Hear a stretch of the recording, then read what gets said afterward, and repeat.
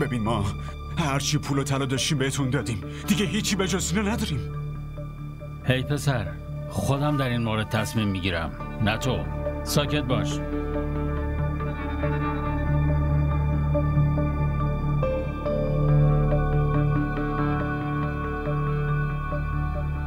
خب پیرزن، دیگه تو خونت چیا هست؟ درست حرف بزن مرتیکه، اون چای مادرته.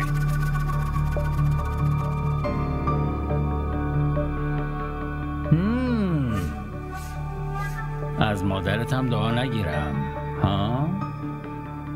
احمق، آروم و ساکت بشین سر جات، وگرنه برای همیشه ساکتت میکنم. نه تو هر چی بخوای من همشو بهت میدم، اما به بچه هم کاری نداشته باش. این مادرت خیلی فهمیده است. پسر همه چی ازشون بگیر.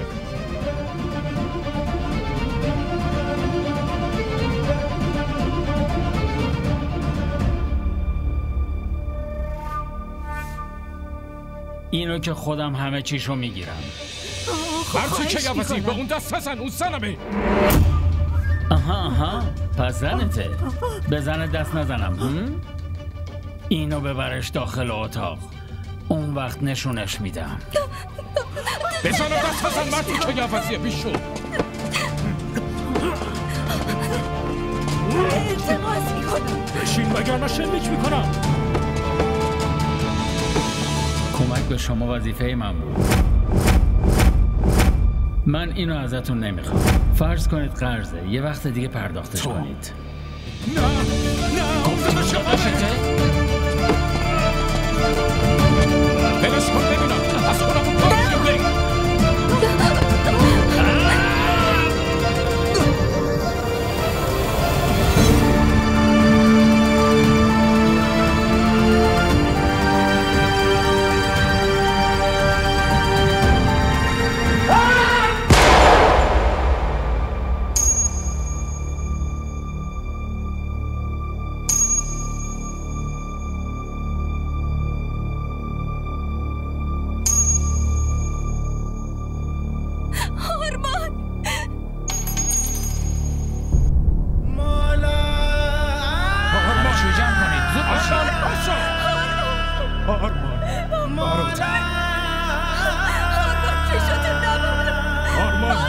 آرمان یالا پاشو پسر. پاشو پسر پاشو. آرمان صدامو میشنوی؟ آرمان پاشو. پاشو آرمان. چشاتو نبرم.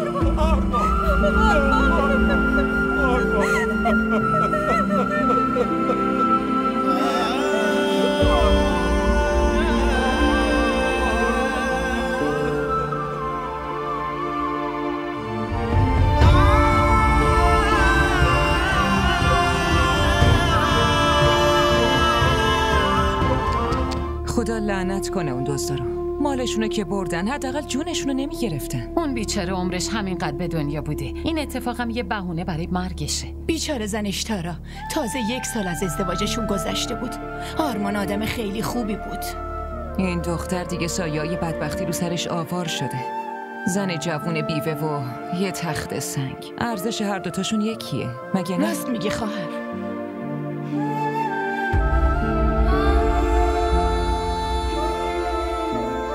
چی شده؟ نکنه قهر کردی؟ انگار قهرم خیلی برات مهمه. تو اگه بخوای من جونم میدم. به نظرم چشم زخم و اینجور چیزا وجود نداره. وقتی عجله یکی فرا برسه اون وقت میمیره. اما دخترم ببین، یه چیزیه به اسم چشم زخم که سنگ رو هم میشکنه. ولی من میترسم دخترم که نکنه عشق شما دوتا رو آدمای حسود چشم بزنه.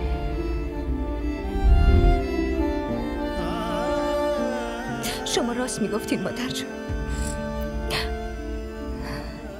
چشم زخم همه رو نابود میکنه. همه ی پیوندها رو، عشق و محبت و خوشحالی رو. مگه نه مادر جون؟ این چشم زخم آرمان رو به کشتن داد. آرمان دیگه رفته مادر جون.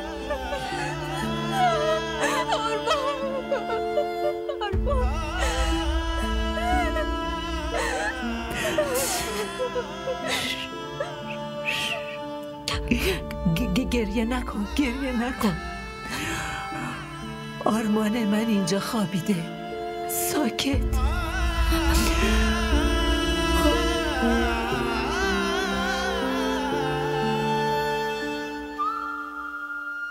خدا همیشه با صابرانه.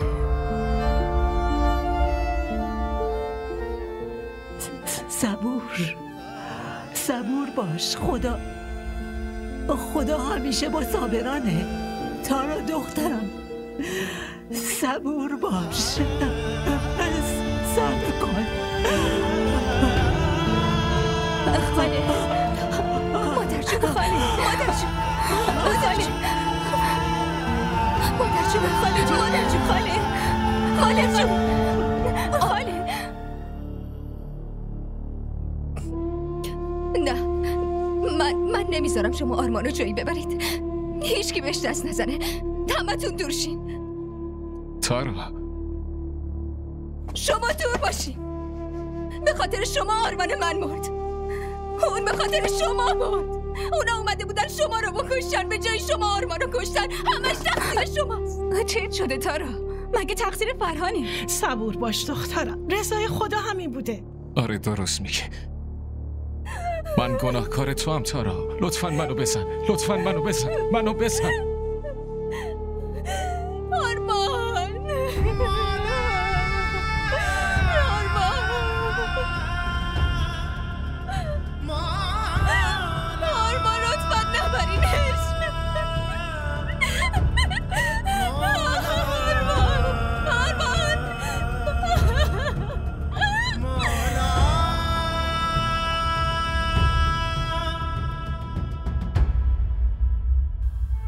چه بلایی سرمون اومده مادر؟ آرمان برای همیشه ما رو ول کرد و رفت. من چه مادر بدبختیم. برای آخرین بار نتونستم با پسرم خداحافظی کنم. من توی خواب عمیق بودم و پسرم از پیشم رفت.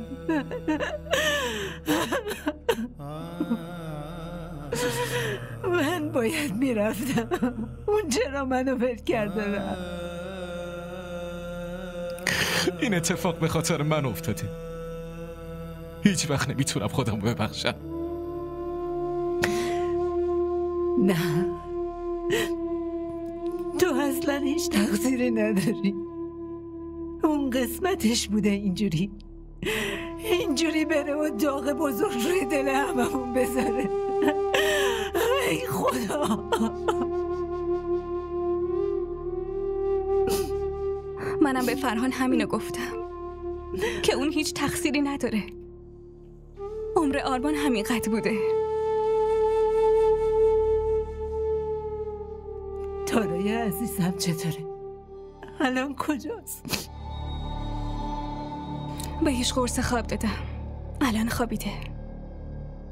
منو ببر پیش اون. خاله استراحت میکنه، بذاریم بخوابه. من چیزی نمیدونم. من میخوام تارا رو ببینم. خودم الان میرم پیشش. من شما رو میبرم مامان. همه نگران تارا خانومن. منی که از دیشب مراقب همه چیم. به همه اعضای خونه جداگونه سر میزنم. آخه چرا؟ هیچکی اصلا اینو حس نمیکنه.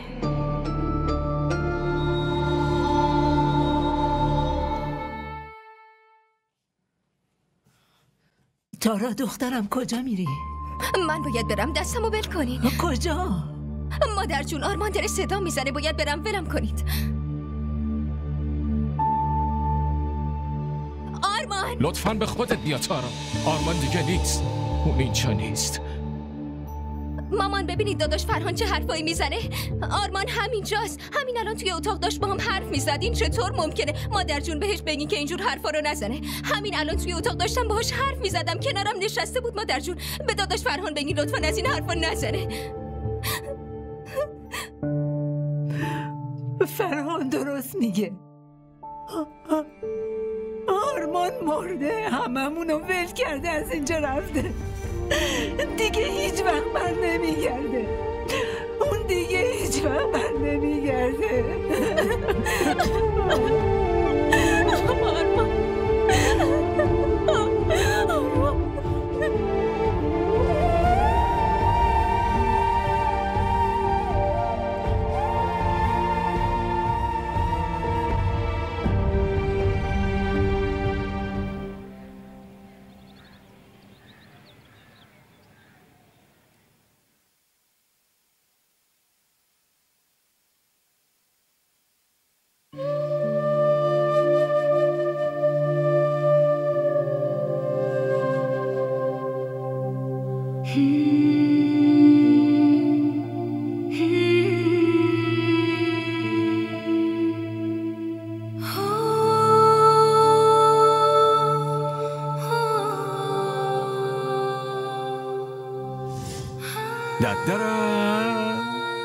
من خودم اینو دستت میندازم.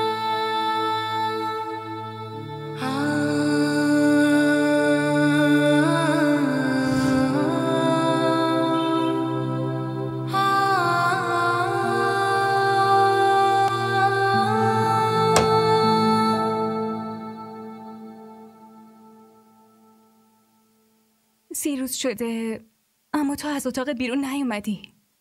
تا که اینجوری ادامه میدی؟ اصلا دلم نمیخواد بیرون برم. دل آدم ممکنه خیلی چیزا نخواد انجام بده، اما بعضی وقتا به جای دلت باید به حرف بقیه گوش بدی.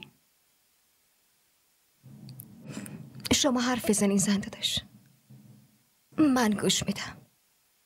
خب میخواستم بگم من میدونم که مصیبت خیلی بزرگی سرت اومده، اما باید به فکر مردمم باشی.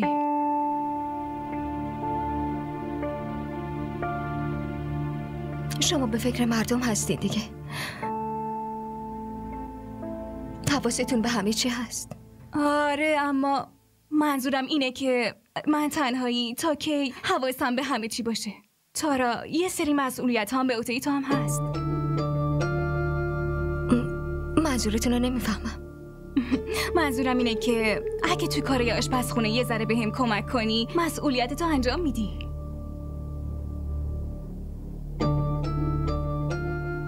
من که سهم همه زندگیمو خیلی بدجور گرفتم. من حس تو درک میکنم تارا جون، اما با آدم مرده نمیشه تو هم ببینی.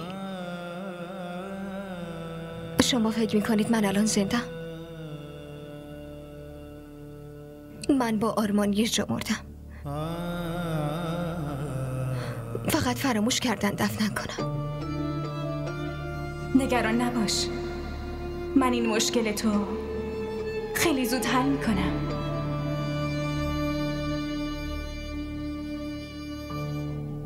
راستش تارا جون، تو هم راست میگی. یه زن بیوه چه زندگی داشته باشه؟ از یه طرف باردارم هستی. اگه به خاطر این بچه نبود 4 بار بعد یه زندگی جدید رو میتونستی شروع کنی. زندگی جدید؟ آره، ببین تازه 21 سالته، 50 ساله نیستی که به عنوان زن بیوه بمونی. باید زندگی جدیدی شروع کنی. زنده داشت، شما امروز این حرفو زدین، لطفاً دیگه تکرار نشه. شما اصلا متوجه میشین که این حرفا چقدر ممکنه اذیتم بکنه؟ من که تو رو خواهر خودم میدونم، واسه همینجوری حرفشو زدم. خب تو چایی تو بخور، من برم به فرهان سر بزنم.